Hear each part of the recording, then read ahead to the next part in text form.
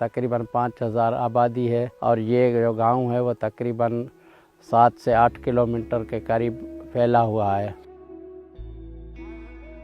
हमें पीने के पानी की सख्त तकलीफ़ थी और हम उमरकोट शहर से पानी के टैंकर मंगवाते थे और हमारी बनी ये आबाद करने के लिए कोई तरीका नहीं था।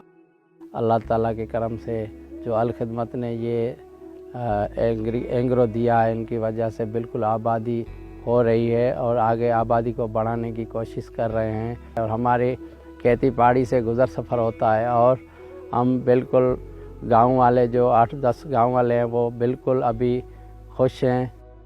हम अल खिदमत फाउंडेशन पाकिस्तान का शुक्रगुज़ार हूँ और पीने के पानी की तमाम तकलीफ़ थी वो भी ख़त्म कर दिया।